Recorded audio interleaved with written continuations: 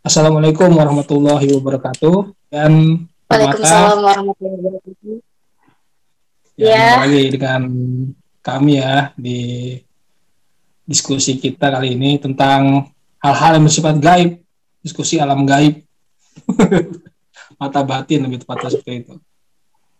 iya. Jadi kita mau melanjutkan yang diskusi kita yang dulu ya, Pak, yang belum sempat kita bahas. Jadi Apa kita akan itu? membahas tentang masalah dunia gaib itu dari bangsa jin.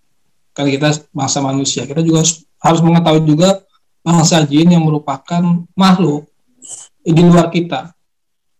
Nah, yang mau kami tanyakan yang pertama itu, jin ini kan katanya ada dua, ya, ada jin muslim, ada jin yang kafir atau jin yang menyesatkan atau jin yang bisa memberikan energi-energi negatif pada manusia gitu. Nah, mungkin Mbak Dian bisa Hmm, menjelaskan tentang uh, dua dua jenis jin ini. Gini, sebelumnya mohon maaf yang sebesar-besarnya. Jadi apa yang disampaikan Sis Dia nanti bukan untuk dijadikan perdebatan, tapi untuk penambahan wawasan aja ya buat teman-teman yang nonton ini nanti, nonton video ini nanti. Jadi video ini tidak untuk diperdebatkan, jadi kembali kepada keyakinan masing-masing karena spiritual itu tempat yang sangat sangat luas untuk digali pemahamannya ya kan. Sebenarnya jin itu juga memiliki agama yang beragam seperti kita. Jadi tidak hanya yang muslim maupun yang kafir, tapi juga ada yang jin Nasrani. Itu ada. Jadi ada jin yang Nasrani, ada yang muslim, ada yang ateis juga yang tidak meyakini. Itu benar-benar ada. Jadi sangat-sangat beragam seperti kita gitu. Kembali pada hakikat jin, mau itu beragama apapun, bersifat apapun, ya seperti positif apapun namanya hakikat jin. Hakikat itu kan kebenaran ya, sejatinya sebuah kebenaran. Yang namanya jin itu tetap manipulatif dan kita sebagai manusia itu ada batasan untuk agar tidak berkecimpung dengan jin terlalu jauh gitu. Jadi sebagus-bagusnya jin, sebaik-baiknya jin tetap pada hakikatnya yaitu tetap manipulatif. Jadi ya, tapi mungkin untuk yang muslim lebih membawa ke arah kebaikan ya, beribadah bareng kita. Tapi namanya makhluk jin itu sama seperti kita, hanya yang membedakan adalah ia tidak memiliki raga seperti manusia. Tapi tentang sifat, karakter, bahkan nafsu itu sama dengan kita gitu.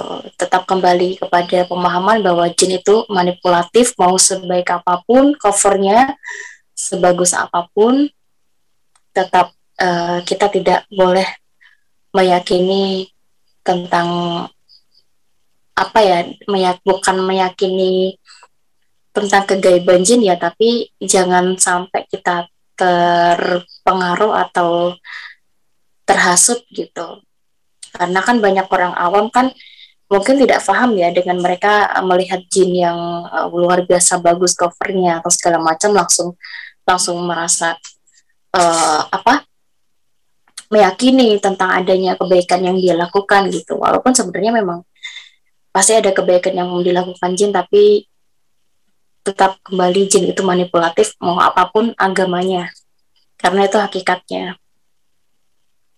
Lalu gini Mbak, banyak kan orang yang meninggal dunia, lalu dia gentayangan muncul di rumah, lalu dia ada yang bilang, oh dulu di sini ada orang gantung diri, ada orang bunuh diri, Oh, lalu dia menampakkan diri. Ini sebenarnya itu arwah yang gentayangan atau jin yang menyerupai dari orang yang sudah meninggal itu.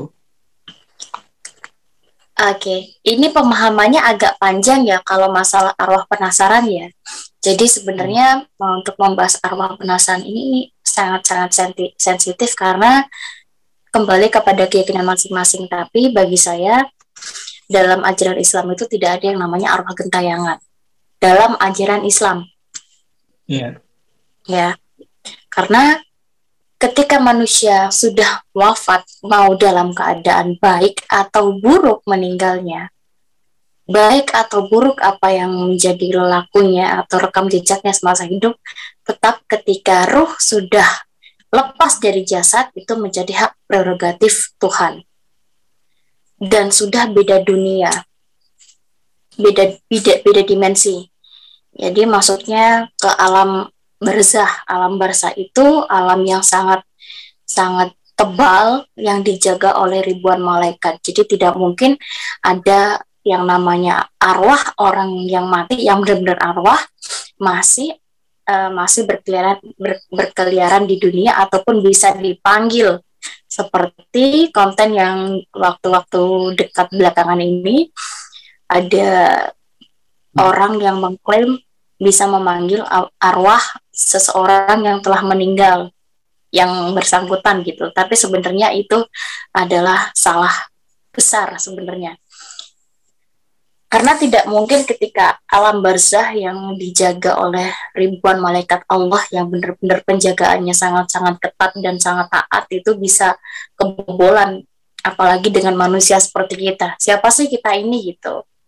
Cuma yang dinamakan arwah penasaran yang sering kita lihat, mungkin ada orang yang meninggal tapi kita bisa lihat sosok yang mirip dengan beliau, itu tidak lain kembali lagi adalah jin korin. Jadi jin korin itu seperti salinan jin yang copy pastean kita, bahasa gampangnya copy paste kita yang menggambarkan rekam jejak kita semasa hidup. Jadi yang contoh ketika si A meninggal dengan kisah hidup yang suka maksiat dan segala macam, ketika dia meninggal kemudian ada yang melihat dia berubah menjadi pocong atau apapun, ini contoh ya. Nah itu yang sebenarnya menyerupai sosok tersebut yang diklaim arwah penasaran atau segala macam, itu adalah korinnya dia copy paste yang menggambarkan hasil akhir rekam jejak atas apa yang dia lakukan. Tapi kalau masalah ruhnya itu ketika sudah lepas dari jasad itu tidak akan ada di dunia karena sudah menjadi hak prerogatif Tuhan. Cuma ketika dia meninggal, ketika dalam keadaan hidupnya penuh maksiat dan belum bertobat, maka dia tidak akan mendapatkan kenikmatan kubur. Nah, itu. Tapi kembali lagi kepada keyakinan teman-teman semua, karena yang saya jelaskan ini tentang kacamata Muslim ya, Islam ya. Jadi mungkin ada teman-teman yang memiliki keyakinan lain, yang berpendapat lain, itu sah-sah saja. Karena mungkin seperti yang Sistian bilang, yang namanya dunia supernatural dan spiritual itu sangat-sangat luas gitu. Nah kalau terkait dengan Gundurwo misalnya, kuntilanak, terus pocong yang bisa muncul itu, apakah ini jin juga atau yang tadi arwah gentayangan gitu? Karena kan gitu. Ada yang bilang kan kuntilanak itu kan dalam sejarah yang pernah saya baca ya tentang sejarah Pontianak itu kan perempuan yang mati karena hamil kan, jadi kan lalu meninggal dunia dan arwahnya menjadi kuntilanak seperti itu. Oke. Jadi apakah seperti itu cerita aslinya gitu? Jawabannya seperti ini. Ada dua versi tentang masalah arwah penasaran. Satu yang tadi sudah Sistian sedikit jelaskan, yang kedua adalah keyakinan yang berbeda lepas dari agama Muslim atau keyakinan saya bahwa ada yang disebut arwah penasaran itu adalah sosok sukma. Jadi arwah penasaran itu dalam keyakinan yang lain dikatakan bahwa sosok manusia yang meninggal karena bunuh diri, satu, yang kedua karena masih memiliki kemelekatan dengan duniawi, contoh dendam, atau hutang piutang, atau amarah, atau nazar, atau janji yang belum terrealisasi, itu juga bisa menjadi penghalang dia menyeberang ke alam sebelah, gitu. Nah, tentang sosok, gimana?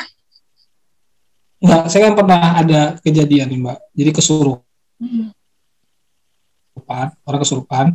Nah dia itu katanya dulu memegang ilmu kebal, lalu memegang ilmu-ilmu, kalau saya sebutan ilmunya ya, pokoknya ilmu-ilmu yang buat jago-jagoan lah. Nah, kemudian ketika dia mati, itu katanya arwahnya tidak diterima oleh bumi. Jadi jasadnya dikubur tapi arwahnya tidak diterima. Akhirnya dia gentayangan. Dia dipakai orang untuk ilmu kebal lagi gitu. Jadi menjadi jawar yang itu termasuk jin, atau itu sebenarnya ya itu hanya korin aja yang korin menyerupai, atau benar dia itu.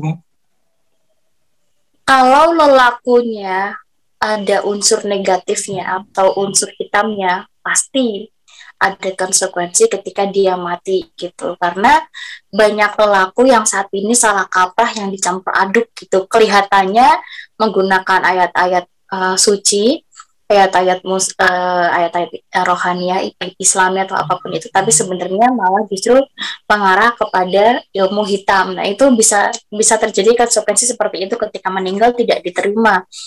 Tidak hanya ruhnya tapi bahkan jasadnya pun tidak diterima, itu ada. Kan tergantung.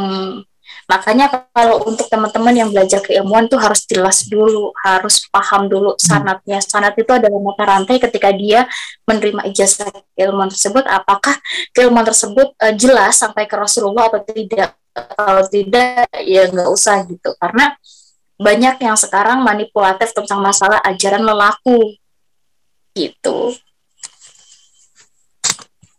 Dan untuk masalah genderuwo, pocong dan segala macam, ini Sis Dian mengambil dari penjelasan yang kedua tadi bahwa ada dua jenis kategori sosok-sosok tersebut. Satu adalah murni jin, yang kedua adalah sukma atau korin, orang yang pernah meninggal tapi dalam keadaan tidak baik, meninggalkan rekam jejak yang tidak baik, termasuk tentang rekam jejak ketidakbaikan mengenai lelaku atau ritual khusus semasa dia hidup gitu. Yeah.